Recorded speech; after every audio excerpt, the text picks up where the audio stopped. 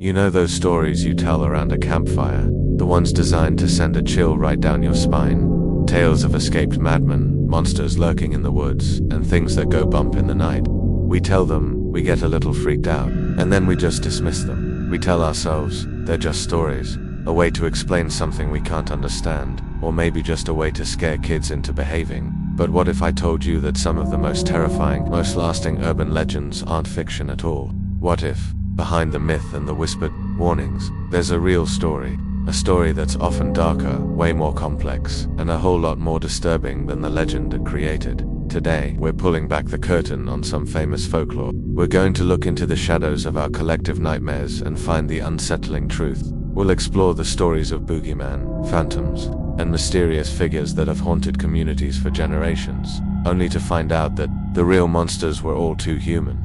From the dense forests of the American Northeast to the busy streets of a Mexican city, these are the urban legends that, somehow, turned out to be horrifyingly true. So lean in a little closer, and maybe, leave a light on, because the truth is always stranger and usually scarier than fiction. The Cropsey of Staten Island, asterisk for generations of kids on Staten Island, New York. The name Cropsey was enough to guarantee a sleepless night. He was the local boogeyman, the stuff of summer camp horror stories.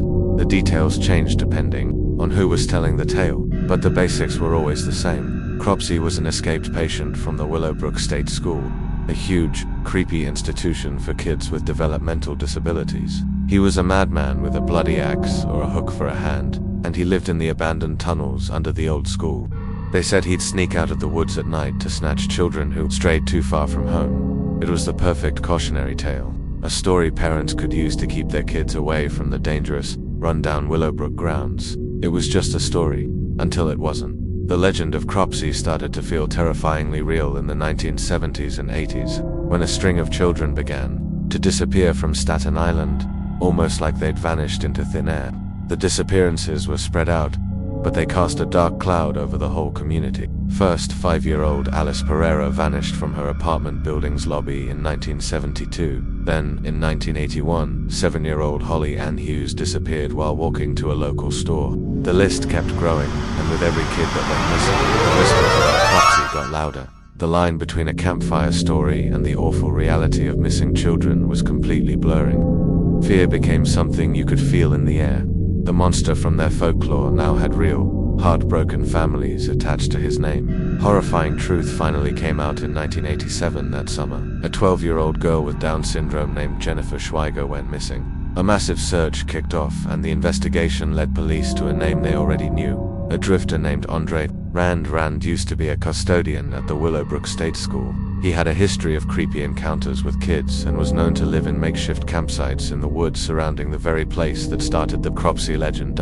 When investigators finally searched Rand's campsite on the grounds of the abandoned school, they made a sickening discovery. They found Jennifer Schweiger's body, buried in a shallow grave, not far from where Rand had been living. The boogeyman was real, and his name was Andre Rand. Rand was arrested and convicted of kidnapping Jennifer Schweiger in 1988. The evidence wasn't direct, but it was powerful enough. He was sentenced to 25 years to life. But the story doesn't stop there. As police dug into Rand's past, they saw a disturbing pattern. He was the main suspect in Holly Ann Hughes' disappearance. People had seen his green Volkswagen circling the area when she vanished. He was also linked to Alice Pereira's case, as he might have been working as a painter in her building around that time. He was suspected in several other disappearances. In 2004, while he was already in prison, Andre Rand was put on trial again, this time for kidnapping Holly Ann Hughes back in 1981. He was convicted and got another 25-2 life sentence, making it pretty certain he would never be free again. The case of Andre Rand is a chilling example of life imitating art, or, maybe, the terrifying reality giving birth to the art in the first place. The legend of Cropsey was around before Rand's crimes were uncovered, but his actions made the myth feel real. He was the monster in the woods parents warned their kids about. He lived in the ruins of that dreaded school. He took children. The legend was a shadow, but Andre Rand was a real person whose crimes were far more devastating than any story. The boogeyman of Staten Island was no longer a legend. The Green Man of Pennsylvania *** on the lonely backroads of western Pennsylvania. For decades, teenagers had a scary rite of passage. They'd drive out to a dark road, usually State Route 351 or an abandoned railroad tunnel, and try to summon a ghost. They'd flash their headlights, honk their horns, and shout his name, the Green Man, or sometimes Charlie No. The legend had all kinds of variations. Some said he was a power company worker who got electrocuted. Others said he was a factory worker who fell into a vat of acid. But every version of the story agreed on one horrifying detail. He was a man, with a melted, featureless face, whose skin sometimes glowed with an eerie green light. They said his ghost haunted those roads, and if you were really unlucky, he might touch your car, making it stall while he stared inside with his empty eyes. It was a classic local spook story, a test of bravery for new drivers. The craziest part, Charlie No Face was a real person, and he wasn't a monster at all. His name was Raymond Robinson. Born in 1910, his life was tragically changed forever.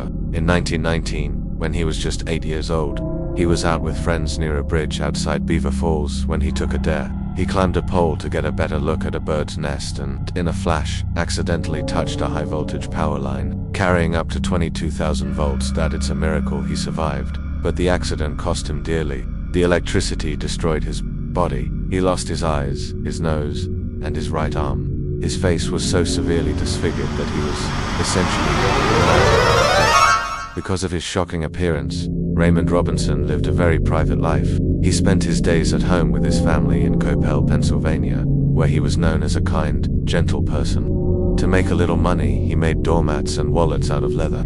He loved listening to the radio and was a huge baseball fan who'd memorized all the stats. But he couldn't go out in the daytime. His appearance would cause a panic, so to get some fresh air, he started taking long walks at night. 4 years. He would walk along quiet country roads, using a walking stick to find his way. And it was during these lonely night walks that the legend was born.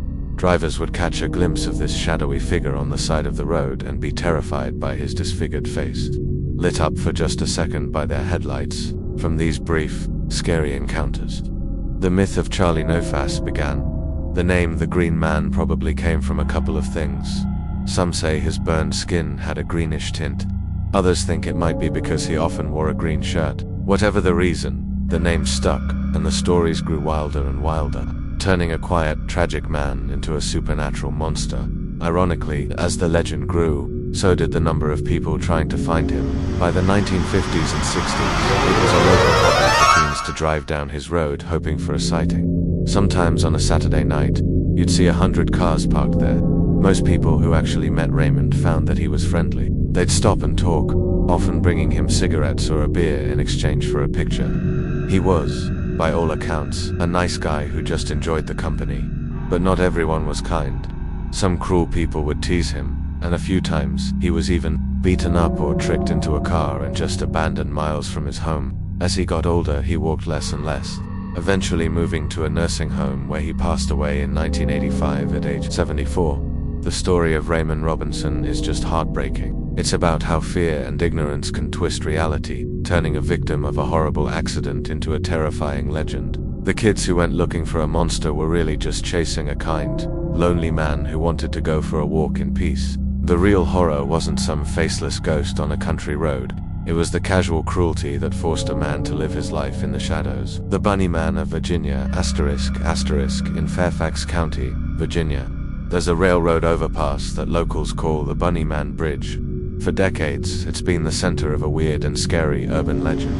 The story goes that back in the early 1900s, an asylum for the criminally insane was shut down while they were transferring the inmates. One of the buses crashed. Most were caught, but 2 escaped into the woods a few weeks later. People started finding half-eaten, mutilated rabbit carcasses hanging from trees.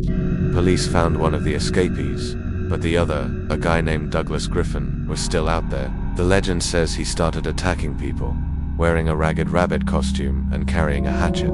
He'd supposedly hang his victims from the bridge, and his ghost is said to come back every Halloween. It's a gruesome, detailed story, and it's almost completely made up. There was never an asylum there, no bus crash, no Douglas Griffin, but there was a bunny man, and he was very real. The true story happened in October of 1970. The first official incident was just after midnight on October 19th. An Air Force cadet named Robert Bennett and his fiancée were parked on a quiet road in Burke, visiting an uncle. Suddenly, a figure appeared out of the darkness. It was a man in a white suit with long bunny ears. He yelled at them, "You're on private property, and I have your tag number." Then he threw a hatchet at their car, smashing the front window. Terrified, Bennett floored it while the bunny man just skipped off into the woods. Neither of them was hurt, but they were seriously shaken. They told the police, who now had a hatchet, but no other leads. Just 10 days later, the bunny man showed up again. On the night of October 29th, a security guard named Paul Phillips was checking on a new housing development. He saw a man standing on the porch of an empty house, this time in what looked like a gray, black, and white bunny costume. As Phillips got closer, the man started chopping at a porch post with a long-handled axe, yelling, "You all trespass around here. If you don't, get out of here. I'm going to bust you in the head." Phillips went back to his car to grab his gun, but by the time he got back, the bunny man was gone. The police investigated both incidents, but with no evidence, the cases were eventually closed. The story, however, took on a life of its own. Local papers, including the Washington Post, ran headlines like "Man in Bunny Suit Sought in Fairfax." In the weeks after the two sightings, the police were flooded with more than 50 calls from people claiming they'd seen him. The story quickly spiraled into a local panic. So who was the real bunny man? No one knows for sure. The best guess is that he was a local guy who was angry about new housing developments taking over the rural area. The fact that he was yelling about trespassing in both encounters seems to back this up. He might have put on a real costume just to be intimidating, a strange and unforgettable way to protest the woods being torn down. Over the years, these two real incidents from 1970 got twisted and exaggerated, blending with classic folklore ideas: the escaped lunatic, the haunted bridge, the anniversary ghost. The real-life hatchet-wielding guy in a bunny suit who scared a few people for a couple of weeks became a murderous, supernatural monster from the early 1900s. The legend became way more deadly than the truth, but the core of the story, a man in a rabbit suit with a hatchet, terrorizing people near that bridge, that part was absolutely real. And for the people who met him on those dark October nights, the truth was plenty scary. The North Pond Hermit ***. For nearly 30 years, the small towns around North Pond in central Maine were haunted by a ghost that stole food, batteries, and propane tanks. Cabin owners would come back after a weekend away and find things missing: a frying pan, a pair of jeans, a book. The thief was a master, leaving almost no trace. Locks were often picked with near-surgical skill. The break-ins were so common, and the stolen items so weirdly specific, that a local legend started to form. The North Pond Hermit. For 27 years, this was just life for the people of Rome. They lived with this mysterious presence. They'd wonder if they were being watched. Every sound in the forest at night became something more. Was that just the wind, or was it the hermit, lurking right at the edge of the woods? Many people started to think he was just a myth, a story to explain why things went missing. I mean, how could anyone survive for decades in the brutal Maine wilderness, especially through winters where it gets well below zero? It just seemed impossible. But the hermit was real. His name is Christopher Thomas Knight. In 1986, when he was 20 years old, Knight was working a job installing alarm systems. One day he got in his car and just drove. He didn't tell anyone he was leaving. He just drove north until his car ran out of gas on a remote road in Maine. Then he got out, left his car, and walked into the woods with almost nothing, planning to disappear from the world forever. For the next 27 years, Christopher Knight lived in total solitude. He built a hidden camp for himself in a thick patch of woods, wedged between some big boulders, less than a mile from the summer cabins on North Pond. He spoke to no one. He had zero human contact.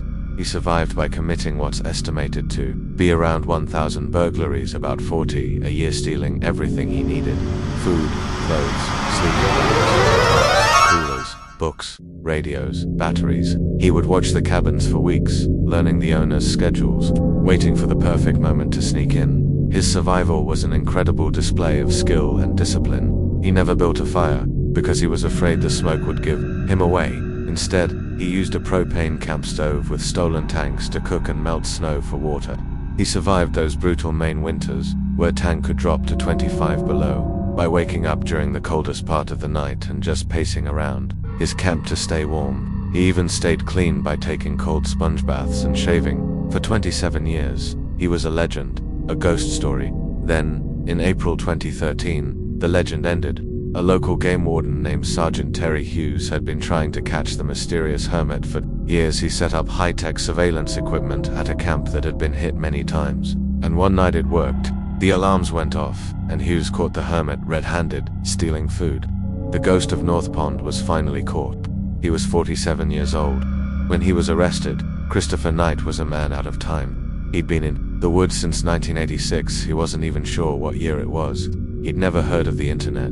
He hadn't made a phone call or spent any money in 27 years. His story went viral. The man who wanted complete solitude was now one of the most famous people in Maine. He ended up serving 7 months in jail and is now living a quiet life, trying to fit back into a world he left behind 3 decades ago. The story of the North Pond Hermit is a wild reminder that sometimes the most unbelievable tales are the true ones. For the people of North Pond, the vague myth of a woods-dwelling thief turned out to be the incredible true story of a man who pulled off one of the most extreme acts of solitude in modern history, right in their own backyard. The hidden tunnels of Puebla ***. For centuries, people in the historic city of Puebla, Mexico, told a fantastic story. Grandparents would tell their grandkids about a massive, secret network of tunnels running for miles underneath the city streets. The legends claimed these tunnels connected old churches, convents, and military forts. They were supposedly used as escape routes for revolutionaries, secret paths for priests to move treasure, or even as military routes during famous battles. For most people, it was just that, a legend, an exciting bit of local folklore. But there were no maps, no official records, nothing to prove the tunnels were real. For 500 years, the story was written off as a myth. Then, in 2015, the myth became reality. City workers were doing some routine construction, building an underpass in the historic part of Puebla. As they were digging, their machines broke through into an empty space. They had stumbled onto a stone archway. Curious, they started to dig more. What they found was stunning. It wasn't a sewer pipe or some forgotten basement. It was a tunnel, a huge vaulted tunnel, tall enough for someone to ride through on horseback. This one discovery kicked off a massive exploration project, and they didn't just find one tunnel, but a whole complex network stretching for more than 6 miles beneath the city. The tunnels dated from the 16th to the 19th centuries and were an amazing feat of engineering. The legends were true. All of them, archaeologists and historians started to piece together the history that had been buried for so long. The tunnels connected key points in the city, including the forts of Loreto and Guadalupe on a hill overlooking Puebla. This discovery shed new light on one of Mexico's most famous historical events, the Battle of Puebla, on May 5, 1862, Cinco de Mayo. This was the battle where a small, outmatched Mexican army won a shocking victory over the invading French forces. Historians now think these secret tunnels were a huge reason for that victory. They would have let Mexican soldiers move troops and weapons secretly around the city, letting them launch surprise attacks on the French. This theory was backed up by what they found in the tunnels: bullets, gunpowder, and weapons from the mid-19th century, the exact time of the battle. But the tunnels were even older than that. Some parts dated back to the 1500s. It's thought they were also used by clergy to move between churches, or to transport valuable religious artifacts without anyone knowing. The entire network, buried after a major flood in the 1600s, was basically forgotten, and it was just easier to build on top of it than to dig it all out. The discovery of the Puebla tunnels is an amazing case of a local legend being proven spectacularly true. The whispers passed down through generations weren't just stories. They were a collective memory of a hidden history, a secret, buried right under everyone's feet. Today, parts of the tunnel network, now called the Secrets of Puebla, open to the public as a museum, so everyone can walk through the very passages that were once just a myth. Strangers in the walls, asterisk, it's a basic fear, the idea of an intruder in your home. But there's a specific, super creepy urban legend that takes this fear to a whole new level. The story of someone secretly living in your house, in the attic, or a crawl space for days, weeks, or even longer. You hear strange noises at night, creaks and footsteps, and you tell yourself it's just the house settling. Food disappears from the fridge, but you blame yourself for forgetting you ate it. You get that feeling you're being watched, but you shake it off as paranoia. The legend says you're not alone, and in a terrifying number of real cases, this legend has turned out to be true. This creepy phenomenon, sometimes called frogging, like a frog secretly hopping from one lily pad or house to another, has happened all over the world. One of the most famous modern cases happened in Japan in 2008. A man living by himself in the city of Fukuoka started noticing food vanishing from his kitchen. Confused, he set up a security camera. What it recorded was pure nightmare fuel. It showed a woman he'd never seen before, climbing out of a top closet shelf when he wasn't home. The police came and found 58-year-old Tatsuko Horikawa living in that small closet space. He had been secretly living there for an entire year. She'd even brought a mattress and some water bottles into her tiny hiding spot. She told the police she had nowhere else to go and just let herself in one day when the man left his door unlocked. She had been his silent, invisible roommate for a full year. As unsettling as that is, maybe the most disturbing case is the one about the man nicknamed the Denver Spider-Man. And this is no superhero story. In 1941, a 73-year-old man named Philip Peters lived alone in his Denver home. A drifter he used to know, Theodore Conies, broke into his house one day to steal some food. While he was snooping around, Conies found a tiny trapdoor in a closet ceiling that led to a small attic crawl space. He decided to move in. For 5 weeks, Theodore Conies lived like a ghost in Philip Peters' house. He'd sneak down at night for food and water, then disappear back into his spider hole before sunrise. Then, one day, Peters caught him. He found Conies at his fridge, and they fought. Peters was old, but he fought back with his cane. Conies, in a panic, grabbed a heavy iron stove shaker and bludgeoned the old man to death. After the murder, didn't run. He did the most chilling thing possible. He went back up into the attic, and he stayed there. The police were stumped. They found Peters' body, but all the doors and windows were locked from the inside. No signs of a break. Eventually, Peters' widow moved out, too disturbed by the unsolved murder and the weird sounds and smells in the house. The house sat empty, but police kept an eye on it. 9 months after the murder, 2 officers were checking on the empty house when a locked click upstairs. They rushed up and saw a pair of skinny, ghostly legs vanishing back up through the closet trapdoor. They yanked the man down. It was Theodore Conies, looking like a skeleton, filthy, having lived in the attic for nearly a year. The press called him the Denver Spider-Man because a detective said a man would have to be a spider to live up there for so long. Conies confessed and was sentenced to life in prison. And these aren't just one-off stories, there are tons of other documented cases. The urban legend of the hidden intruder plays on our deepest fears, the safety of our own homes. It's terrifying to think that the bump you hear in the night isn't just the house settling, but a stranger who has made your home their hiding place. It's a legend that's a grim reminder that sometimes the scariest threats are the ones that are closest to us, hidden just out of sight. From the dark woods of Staten Island to the hidden tunnels under a Mexican city, the line between folklore and fact is way thinner than we think. The boogeyman in the woods, the faceless phantom on a dark road, the ghost who steals from cabins, these aren't just stories. They're echoes of real tragedies, real people, and real fears. They come from events so strange and disturbing that they had to be turned into legends, just so people could make sense of them. The real stories are often more complicated and much more human than the myths. They're tales of tragedy, desperation, and sometimes cruelty. They show us that the real world can produce truths that are far more shocking than any fiction we could ever dream up. The monster is rarely a demon, it's a troubled man. The ghost isn't a spirit, but a person pushed to the very edge of society. These stories make you look at the world a little differently, don't they? They make you question the noises you hear at night and wonder about the hidden histories of the places you call home. They remind us that behind every good scary story, there might just be a piece of terrifying truth. So, I have to ask, which of these stories got to you the most? The idea of a real-life boogeyman, or a man secretly living in an attic for almost a year? Let me know down in the comments. And if you enjoyed this trip into the dark side of history, make sure to hit that subscribe button and ring the bell so you don't miss our next video. Thanks for watching. Sleep well.